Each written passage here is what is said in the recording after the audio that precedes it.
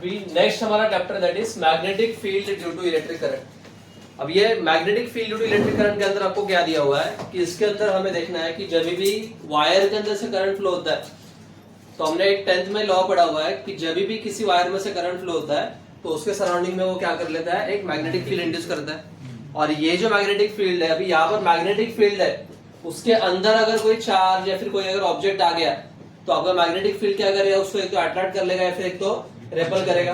और अट्रैक्शन और रेपल्शन दोनों भी क्या आपके फोर्सेस के टाइप से, मतलब यहाँ पर क्या होने वाला है आपका, ये इलेक्ट्रिक करंट की वजह से क्या होगा, वहां पर मैग्नेटिक फोर्स एक्सर्ट होगा। तो मुझे वो मैग्नेटिक फोर्स का वैल्यू क्या रहेगा, उसका इलेक्ट्रिक फोर्स क्या रहेगा, वो सब देखना है। तो सबसे पहले इंट्रोडक्शन पार्ट देखते हैं हम लोग। तो हैंस क्रिस्टियन नाम का जो साइंटिस्ट था, इसने सबसे पहला फर्स्ट टाइम डिस्कवर किया था कि किसी भी वायर में से जब करंट फ्लो होता है तो उसके सराउंडिंग में क्या होगा वहां पे मैग्नेटिक फील्ड इंड्यूस होगा। तो कैसा, तो फॉर एग्जांपल वायर है और ये वायर के अंदर करंट फ्लो हो रहा है ऊपर की तरफ, तो यहाँ पर वायर के अंदर से जैसे ही करंट फ्लो होना चालू हो जाएगा वैसे क्या हो जाएगा, वायर के सराउंडिंग में यहाँ पर मैग्नेटिक फील्ड इंड्यूस होगा, ऐसा राउंड शेप में मैग्नेटिक फील्ड इंड्यूस होगा यहाँ पर बी बार।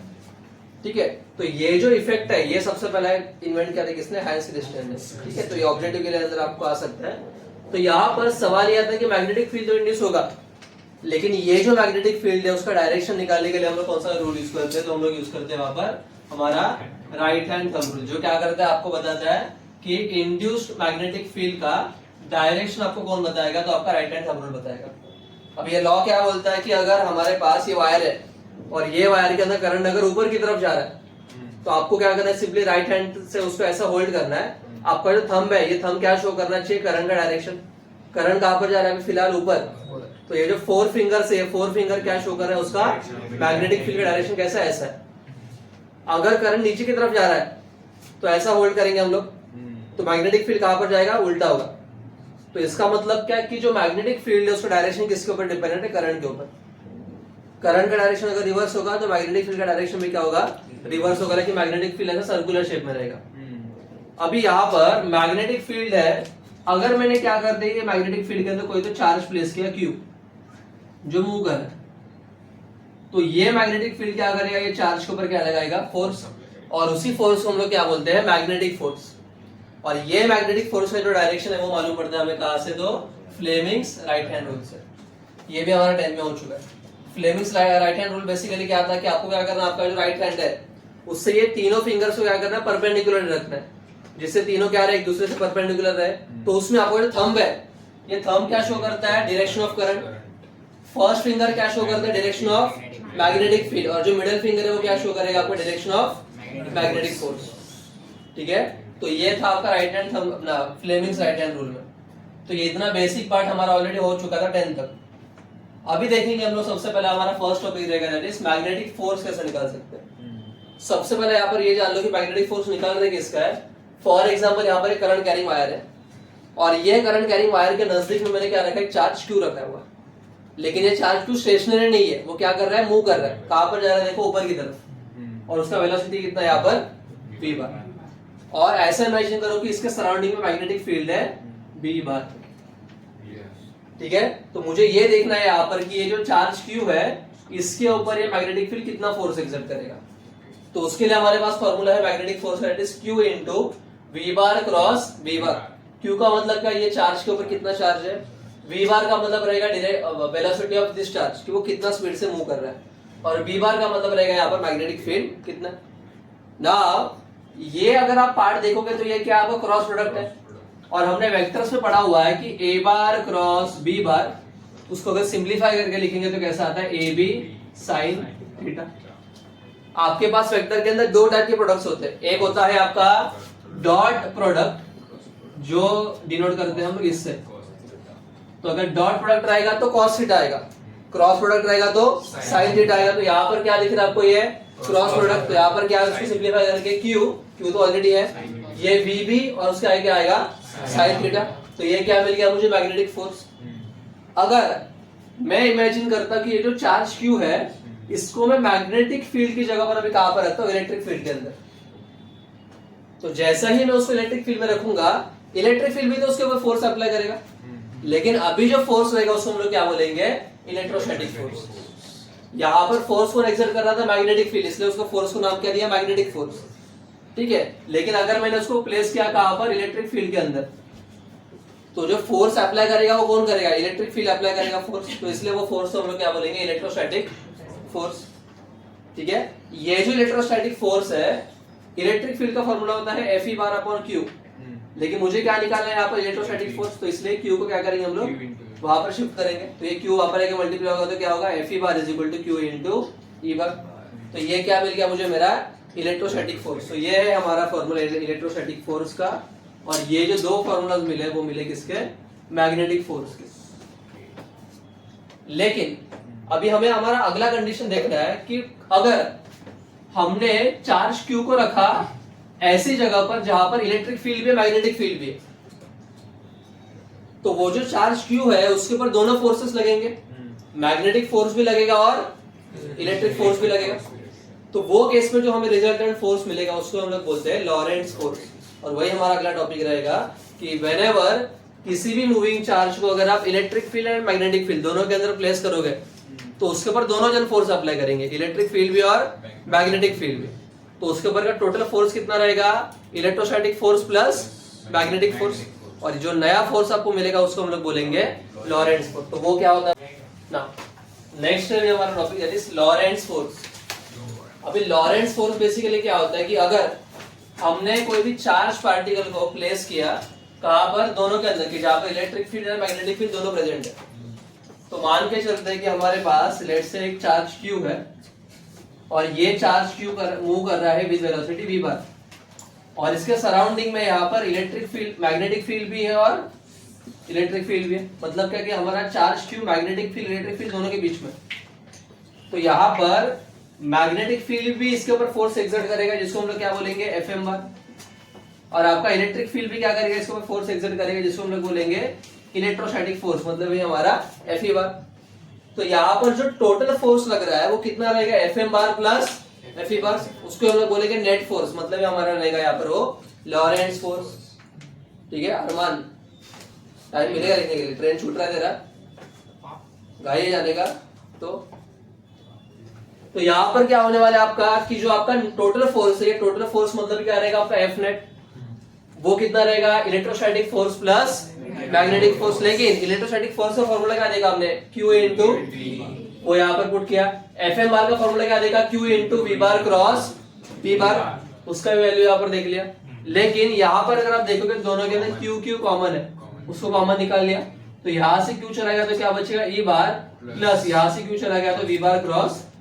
तो ये जो हमें फॉर्मूला मिला, ये किसका फॉर्मूला रहेगा, ये रहेगा हमारा लॉरेंट्ज फोर्स का फॉर्मूला। तो यहाँ पर हम लोग अभी तीन केसेस देखेंगे। पहला है केस 1, अगर मेरा वेलोसिटी चार्ज का और मैग्नेटिक फील्ड दोनों अगर पैरेलल है, इसका मतलब क्या कि फॉर एग्जांपल अगर यहाँ पर आपका चार्ज जिस डायरेक्शन में जा रहा है उसी डायरेक्शन में अगर आपका मैग्नेटिक फील्ड भी अगर मूव कर रहा है, तो दोनों के बीच का एंगल कितना रहेगा, 0 डिग्री, बिकॉज पैरेलल लाइंस के बीच का एंगल कितना होता है हमेशा, 0। तो यहाँ पर V बार और B बार दोनों अगर पैरेलल रहेंगे तो इसका मतलब क्या, उसके बीच का एंगल कितना है, 0। और अगर थीटा 0 रहेगा तो हमारे फॉर्मूला में यहाँ पर क्या पुट होगा, 0। तो ये कैसा होगा, QVB साइन, और साइन 0 कितना होता है, 0। तो यहाँ पर QVB इंटू 0 कितना होगा, 0। So that's why magnetic force कितना मिलेगा यहाँ पर, 0। तो इन शॉर्ट क्या याद रखना है कि जब भी आपके इलेक्ट्रॉन जो मूविंग चार्ज है उसका डायरेक्शन और मैग्नेटिक फील्ड का डायरेक्शन दोनों पैरेलल रहेगा, एट दैट टाइम उसके ऊपर मैग्नेटिक फोर्स एक्सर्ट होगा नहीं। हाँ, लेकिन इलेक्ट्रोस्टैटिक फोर्स एक्सर्ट होगा। ठीक है, तो मैग्नेटिक फोर्स एक्सर्ट होने के लिए आपका चार्ज का डायरेक्शन और मैग्नेटिक फील्ड का डायरेक्शन क्या होना चाहिए, अलग अलग होना चाहिए। दोनों सेम डायरेक्शन में रहेंगे, पैरेलल रहेंगे, तो आप पर उसके ऊपर फोर्स एक्सर्ट होगा भी नहीं, बिल्कुल भी। ये पहला कंडीशन। सेकंड कंडीशन क्या, अगर ये जो हमने चार्ज रखा था, यहाँ पर लेट्स से मैग्नेटिक फील्ड है और यहाँ पर मैंने चार्ज रखा मैग्नेटिक फील्ड के अंदर, लेकिन ये मूव नहीं कर रहे, स्टेशनरी चार्ज है, तो वो स्टेशनरी चार्ज के ऊपर मैग्नेटिक फील्ड फोर्स एक्सर्ट करेगा ही नहीं। क्यों, अगेन सेम लॉजिक, अगर वो स्टेशनरी है, स्टेशनरी मतलब उसका वेलोसिटी कितना रहेगा, जीरो। अगर वेलोसिटी जीरो है तो आपके फॉर्मूला में v की जगह पर क्या आएगा, जीरो। तो q into zero into B into sine theta, zero आया मतलब क्या, पूरा टर्म क्या हो जाएगा, जीरो। तो दैट्स वहां पर भी क्या होगा, मैग्नेटिक फोर्स आपका जीरो। तो इसका मतलब क्या कि मैग्नेटिक फील्ड के अंदर सिर्फ और सिर्फ मूविंग चार्जेस के ऊपर ही फोर्स एक्सर्ट होगा, स्टेशनरी चार्जेस के ऊपर फोर्स एक्सर्ट होगा। इलेक्ट्रिक फील्ड में ऐसा नहीं है। इलेक्ट्रिक फील्ड के अंदर आपका चार्ज मूविंग हो या फिर स्टेशनरी हो, इलेक्ट्रिक फील्ड फोर्स एक्सर्ट करना है, करेगा ही करेगा। ये सिर्फ मैग्नेटिक फील्ड का कंडीशन दिया हुआ है। और थर्ड कंडीशन दिया गया है कि अगर ये स्टेशनरी भी नहीं है और दोनों पैरेलल भी नहीं है, दोनों के बीच में कुछ ना कुछ तो एंगल लाई कर रहा है, मतलब आपका वी बार और वी बार दोनों के बीच में कुछ तो एंगल है। एट दैट टाइम क्या होगा, जो उसका रिजल्टेंट वेक्टर रहेगा, मैंने क्या किया, इसका क्रॉस प्रोडक्ट लिया हुआ। कभी भी याद रखो कि जो क्रॉस प्रोडक्ट आप निकालते हो उसका मीनिंग क्या रहता है बेसिकली। फॉर एग्जांपल आपका ये है वी बार, ये है वी बार, ठीक है, फिर देख, और यहाँ पर दोनों के बीच में कुछ तो एंगल है। अब ये एंगल 90 डिग्री तो नहीं है, कुछ ना कुछ तो एक्यूट एंगल है, लेट्स से 30, 40, 60 कुछ तो है। तो दोनों का जो क्रॉस प्रोडक्ट रहेगा वो वाला वेक्टर कुछ ऐसा रहेगा, ठीक है। तो यहां पर क्या हो रहा है, अगर आप ध्यान से देखोगे तो ये जो वेक्टर है ये इसके साथ भी परपेंडिकुलर है, ठीक है, और इसके साथ भी परपेंडिकुलर है। देखोगे तो मतलब क्या कि आपका जो v बार क्रॉस v बार वाला जो वेक्टर है ये इसको और इसको दोनों को परपेंडिकुलर है, ठीक है। तो यही आपका रूल नंबर 3 है कि v बार एंड v बार के बीच में जब भी कुछ ना कुछ तो एंगल लाई करेगा, एट दैट टाइम का आपका जो प्रोडक्ट का जो वेक्टर मिलेगा, रिजल्टेंट वेक्टर, ये हमेशा क्या रहेगा, v बार दोनों को भी परपेंडिकुलर रहेगा। ये आपके क्रॉस प्रोडक्ट का रूल ही है कि जब भी आप दो क्वांटिटीज का क्रॉस प्रोडक्ट लेते हो तो जो नया वेक्टर आपको मिलेगा प्रोडक्ट वाला, वो हमेशा क्या रहेगा, वो दोनों को परपेंडिकुलर रहेगा। तो यही आपका ये है, यहाँ पर देखो वही दिखाया डायग्राम में कि ये वी बार के बीच में एंगल है, और ये जो ये एक्चुअली पीछे की तरफ है जैसा अभी दिखाया था हमने। तो ये जो रहेगा ये इसको भी परपेंडिकुलर रहेगा और इसको भी परपेंडिकुलर रहेगा, ठीक है। तो यही आपका केस नंबर 3। नाउ इसके बाद अभी हमें देखना है कि ये जो आपका चार्ज नहीं लग रहा था यहाँ पर तो देखा हमने कि मैग्नेटिक फोर्स 0 है। अगर मैंने कोई भी स्टेशनरी जो चार्ज है, ये स्टेशनरी चार्ज को अगर मैंने क्या कर दिया मैग्नेटिक फील्ड के बीच में रखा, तो कुछ भी वर्क डन करेगा नहीं। इसका गिव रीजन के लिए आता है या फिर क्वेश्चन आता है आपको, वही हमारा अगला क्वेश्चन रहेगा, दैट इज कि मैग्नेटिक फोर्स जो है वो कभी भी मूविंग चार्जेस के ऊपर कोई भी वर्क डन करता नहीं है, ठीक है। तो वो क्वेश्चन देखेंगे, पहले ये लिख लो। नाउ नेक्स्ट हमारा question that is why magnetic force never does any work on moving charges. कि अगर कोई भी मूविंग चार्ज रहेगा, ये मूविंग चार्ज को मैग्नेटिक फोर्स कोई वर्क डन नहीं करता, ठीक है। अभी हमने देखा हुआ है कि मूविंग चार्जेस के ऊपर मैग्नेटिक फोर्स अप्लाई होता है, क्या तो होता है, स्टेशनरी के ऊपर नहीं होता, लेकिन मूविंग चार्जेस के ऊपर मैग्नेटिक फोर्स एक्सर्ट होता है। लेकिन ये फोर्स एक्सर्ट होने के बावजूद भी कुछ भी वर्क डन नहीं होता, ठीक है। तो वर्क डन क्यों नहीं होता वो अभी रीजन देखते हैं हम लोग यहाँ पर। तो हमारे पास वर्क डन का हमने फॉर्मूला देखा हुआ है 9th में, that is force into displacement, लेकिन ये हमेशा क्या रहेगा, डॉट प्रोडक्ट। तो यहाँ पर F बार इंटू S बार मतलब क्या रहेगा, Fs cos थीटा, ये हमारा फॉर्मूला किसका, वर्क डन का। यहाँ पर F का मतलब होता है फोर्स, S का मतलब होता है डिस्प्लेसमेंट। नाउ मैग्नेटिक फोर्स का हमारे पास फॉर्मूला क्या था, Fm bar equal to Q into V bar cross V bar. लेकिन हमने देखा था कि आपका Fm बार जो है ये हमेशा क्या रहता है, परपेंडिकुलर रहता है किसको, V बार को। ऑब्वियस सी बात है, ये क्रॉस प्रोडक्ट है, इसका जो रिजल्टेंट वेक्टर निकल के आएगा वो क्या रहेगा, हमेशा दोनों को परपेंडिकुलर रहेगा। तो इसका मतलब क्या, हमारा Fm बार इसको भी परपेंडिकुलर रहेगा और V बार को भी परपेंडिकुलर रहेगा। तो यहाँ पर Fm बार जो है परपेंडिकुलर है किसको, V बार को। तो F और V के बीच का एंगल कितना रहने वाला है, 90 डिग्री। तो अगर मैं ये दोनों का F और V का डॉट प्रोडक्ट निकालने के लिए जाऊंगा तो कैसा आएगा, FV is equal to FV cos 90।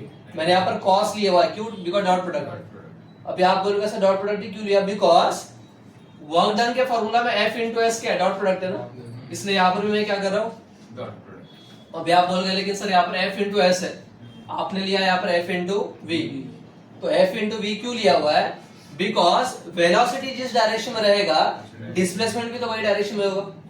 Common sense की बात है आपकी कि जैसे अगर आपका जो चार्ज पार्टिकल है वो ये डायरेक्शन में मूव कर रहा है तो उसका वेलोसिटी कौन सी डायरेक्शन में रहेगा, उसी डायरेक्शन में रहेगा। और आपका पार्टिकल इधर मूव कर रहा है, मतलब वो डिस्प्लेस किधर हो रहा है, ये डायरेक्शन में, तो इसलिए आपका एस का भी डायरेक्शन क्या रहेगा, तो इसलिए जिस डायरेक्शन में वेलोसिटी रहेगा उसी डायरेक्शन में क्या रहेगा आपका डिस्प्लेसमेंट भी रहेगा। तो इसलिए मैंने पहले क्या लिया, एफ इंटू वी लिया। तो एफ वी थीटा कितना दोनों के बीच का 90 डिग्री, तो इसलिए वो 90 डिग्री जीरो करेगा। तो वी बार और एस बार दोनों का डायरेक्शन सेम है, तो इसलिए F bar into S bar भी क्या रहेगा, जीरो। लेकिन एफ इंटू एस मतलब क्या रहता है आपका वर्क डन, तो इसका मतलब यहाँ पर वर्क डन भी कितना रहेगा, तो इसका मतलब है क्या कि मूविंग चार्ज के द्वारा जो किया जाने वाला वर्क डन है वो कितना रहेगा, तो यहाँ पर फोर्स एग्जर्ट तो होगा लेकिन वर्क डन कुछ भी होने वाला, ठीक है। तो ये क्वेश्चन भी आ सकता है आपको एग्जाम में, तो ये अलग से, ठीक है, ये